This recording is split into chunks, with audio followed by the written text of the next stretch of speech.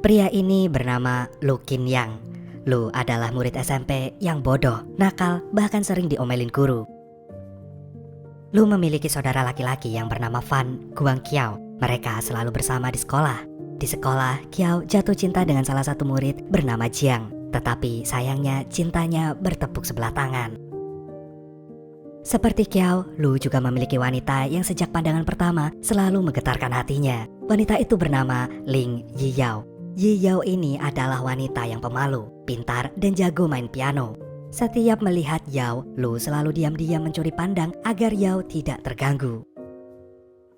Suatu hari, Yiyao sedang belajar di kelas. Tiba-tiba Lu dan Qiao masuk.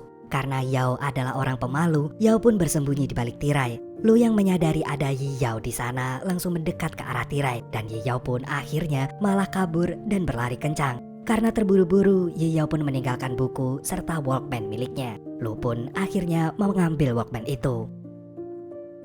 Tidak menyia-nyiakan kesempatan, Lu menggunakan alasan mengembalikan Walkman untuk bisa berkenalan dengan Yiyao. Tidak hanya itu, untuk pertama kalinya, Lu memutuskan untuk membuat surat.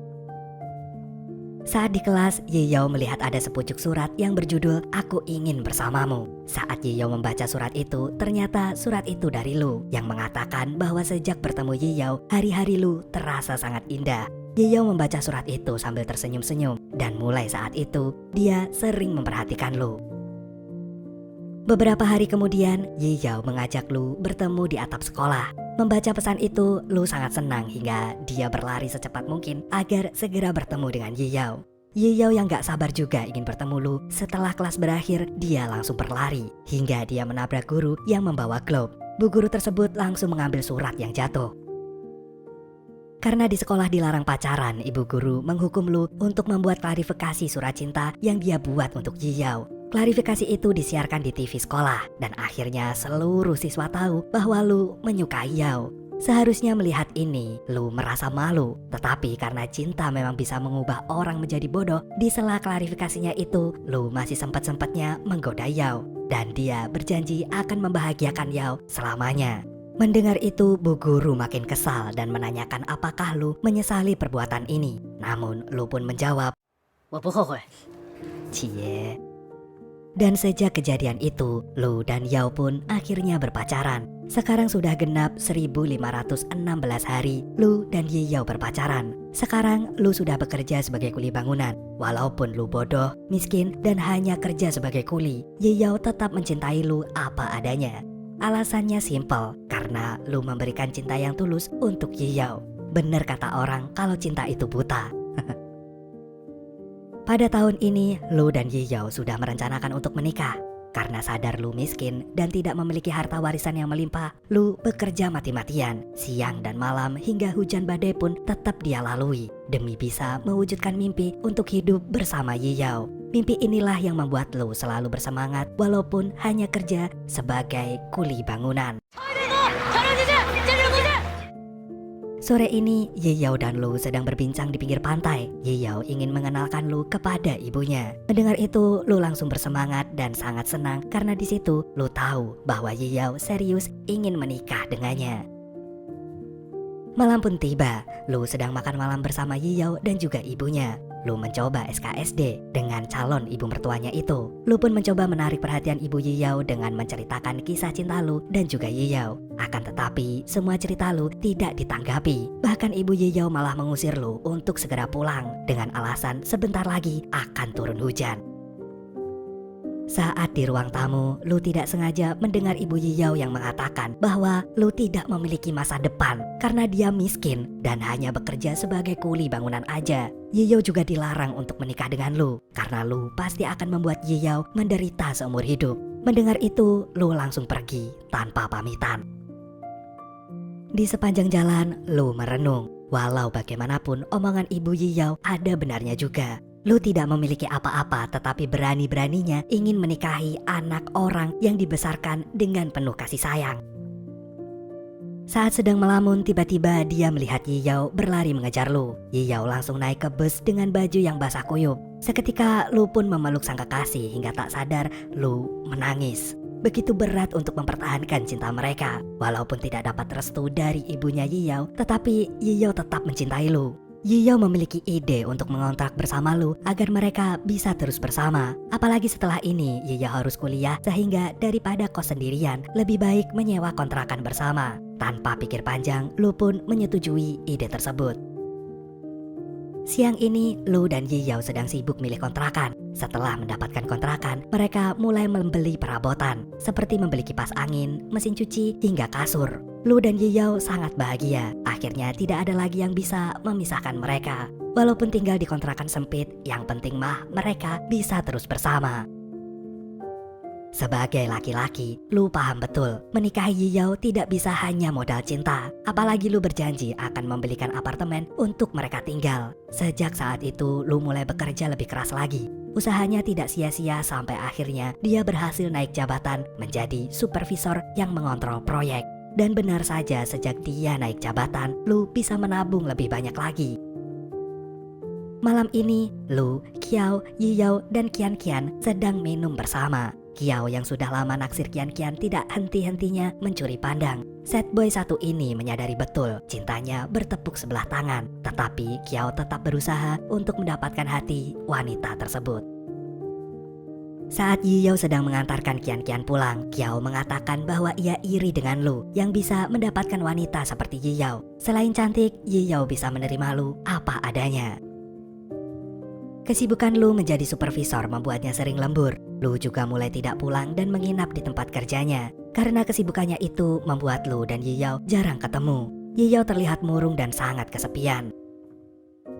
Malam tahun baru pun tiba. Lagi-lagi karena Lu sibuk kerja, Yiyao akhirnya pergi bersama temannya ke klub. Karena kecantikan Yiyao terus digoda oleh seorang pria. Karena dia risih, akhirnya memutuskan untuk pergi.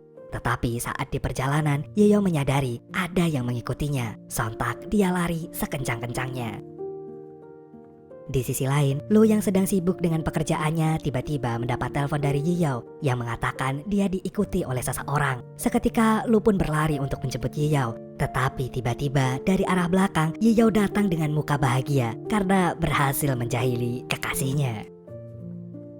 Lu masih kesal dengan Yiyao. Bagaimana tidak? Lu benar-benar takut setengah mati jika Yiyao kenapa-kenapa. Melihat Lu yang terus diam, Yiyao pun mencurahkan unek-uneknya. Yiyao kesal ditinggal Lu bekerja terus-menerus. Yiyao pun mengatakan bahwa aku tidak menginginkan hartamu, tetapi aku ingin kamu selalu ada di dekatku. Mendengar itu, Lu memeluk Yiyao dan meminta maaf. Lu mengatakan kerja keras ini dia lakukan agar bisa memberikan kebahagiaan yang seutuhnya untuk kekasihnya, yaitu Yiyao.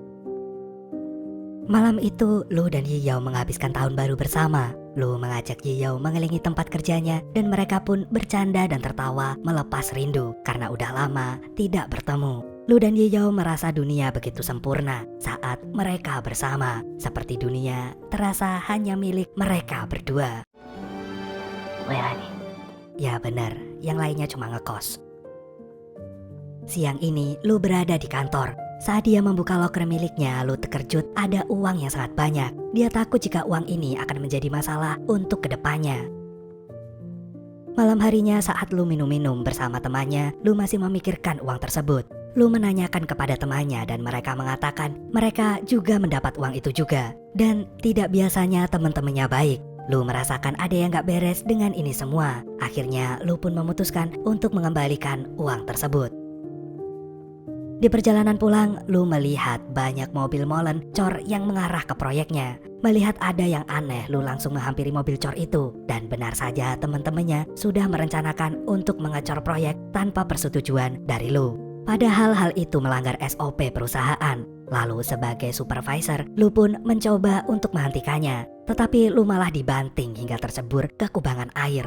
Tidak hanya itu, Lu juga dihajar habis-habisan oleh teman kantornya. Ternyata ini semua sudah direncanakan oleh teman-temannya yang bertujuan untuk menendang Lu dari proyek ini. Benar saja, akibat pengecoran itu, Lu dianggap lalai dan dia dipecat dari kerjaannya.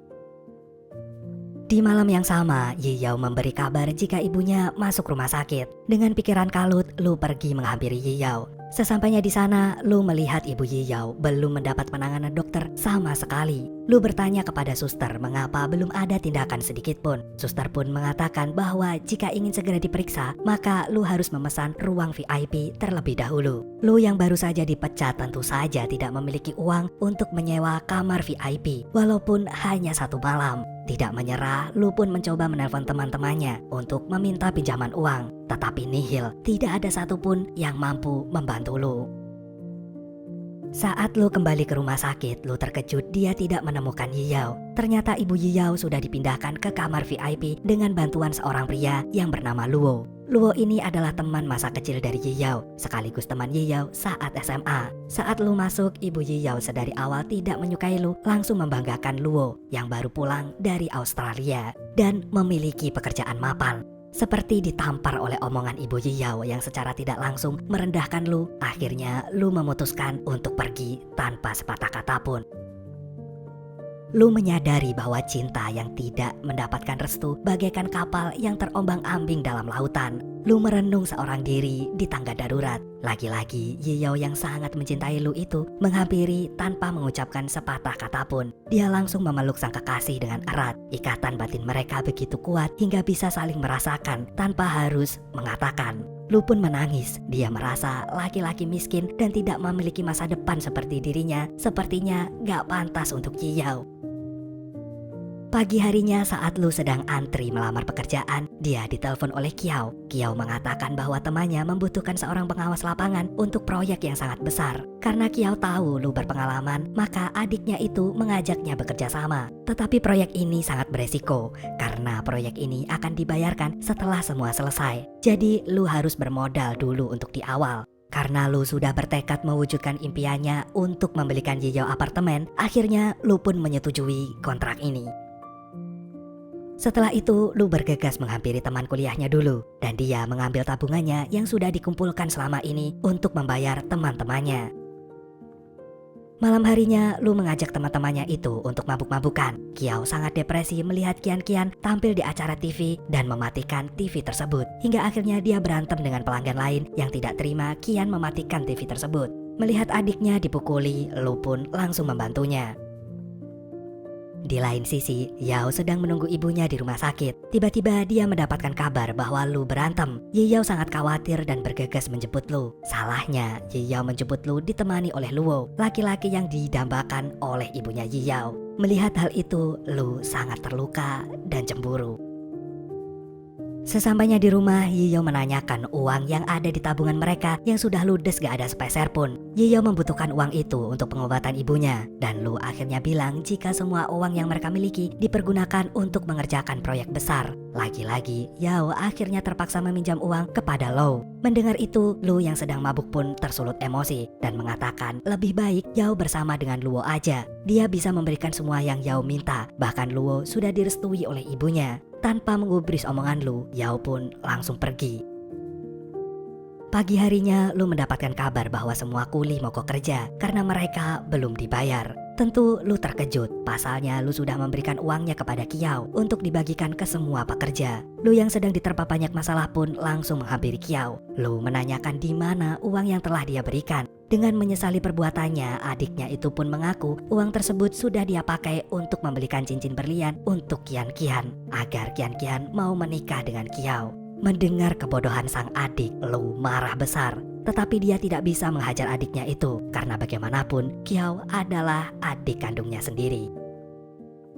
Semua cobaan ini datang bertubi-tubi. Mulai dari cintanya yang gak direstui, teman-teman kerjanya yang tega menendang Lu dari pekerjaan, Ibu Yiyao yang terus-menerus menjodohkan Yiyao dengan Luo, dan sekarang proyek yang dia pertaruhkan dengan seluruh sisa tabungan yang dia miliki malah dikhianati oleh adiknya sendiri. Dunia ini terasa sudah hancur lebur, tetapi Lu harus bisa menahan ini semua demi Yiyao. Saat pulang ke rumah, Lu mencoba untuk tidak menunjukkan kesedihannya di depan kekasihnya. Tetapi apesnya, Yiyao malah menanyakan mengenai rencana pernikahan mereka. Lu bukannya tidak ingin menikahi Yiyao, tetapi masalahnya saat ini sudah tidak memiliki tabungan sepeser pun. Jika tidak punya uang, bagaimana dia bisa memberikan kehidupan yang layak untuk kekasihnya? Lu takut jika omongan Ibu Yao benar. Jika Yao terus dengan Lu, Yao akan menderita seumur hidupnya. Dan detik itu juga Lu berpikiran untuk meninggalkan Yao agar Yi Yao bisa bahagia dengan Luo.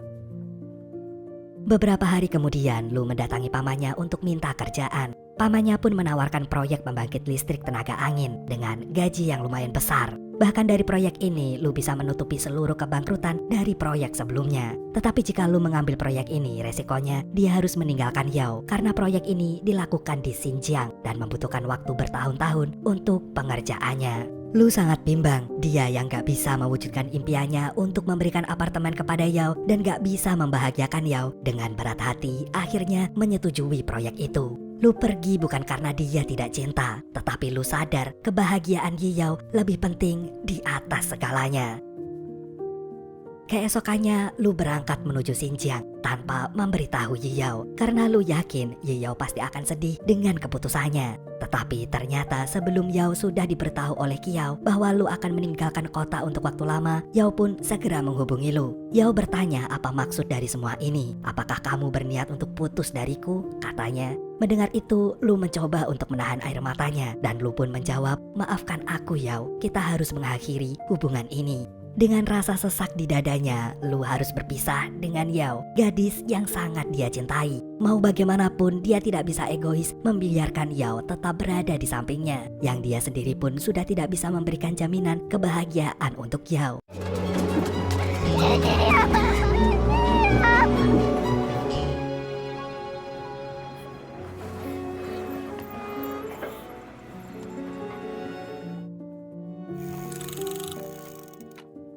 Saat ini Yao sudah selesai kuliah. Dia bekerja di bank. Terlihat Yao sedang sibuk mempersiapkan pernikahannya dengan Luo. Di sini Yao sudah mulai berangsur-angsur melupakan Lu yang sudah lama tidak ia temui. Sedangkan di sisi lain, Lu masih belum menyelesaikan proyeknya. Berbeda dengan Yao, Lu saat ini belum bisa melupakan Yao sedikit pun. Ternyata hal yang berat selain meninggalkan itu harus melupakan segala kenangan indah yang pernah diukir bersama. Hari ini Yao memutuskan untuk menghubungi Lu kembali. Lu yang sulit mendapatkan sinyal, dia berlari ke atas bukit. Mereka saling menanyakan kabar satu sama lain, dan Yao pun memberitahu Lu bahwa dirinya sebentar lagi akan menikah. Yao mengatakan semua hal di pernikahan ini persis seperti apa yang kita bayangkan dulu. Lengkungan yang ditutupi oleh bunga, karpet merah, gaun putih, dan tuxedo warna hitam. Tetapi yang hilang hanya satu, yaitu kamu. Dengan air mata yang mulai menetes, Lu mengatakan semoga kamu bahagia dengan pernikahanmu. Tetapi Yao malah kesal mendengar ini. Yao mengatakan mana Lu yang pemberani, bertanggung jawab dan tulus mencintai Yao. Mendengar Yao masih berharap dan mencintainya, Lu akhirnya memutuskan untuk kembali ke kota agar bisa menemui Yao. Lu langsung mengambil mobilnya dan bergegas menuju kota. Anehnya sudah lama Yao menunggu Lu di stasiun, tetapi Lu tidak kunjung sampai. Lu belum juga sampai karena ternyata saat perjalanan menuju kota, Lu dihadang oleh badai salju dan dia terjebak di badai tersebut. Tidak ada satu orang pun yang bisa menolongnya hingga beberapa hari kemudian Lu ditemukan meninggal dunia. Sebelum meninggal, Lu mengirimkan beberapa pesan perpisahan untuk Yao. Lu mengatakan, apakah kamu masih menungguku? Maafkan aku yang belum bisa menjadi pacar yang baik selama 10 tahun ini. Aku tidak bisa menepati janjiku lagi. Aku akan selalu mendoakanmu agar kebahagiaan selalu menyertaimu. Di samping jasad Lu ditemukan catatan kecil yang berisi, jika aku mati, jangan beritahu Ling Yi Yao. Tetapi jika aku selamat, aku akan jadikan Yi Yao istriku.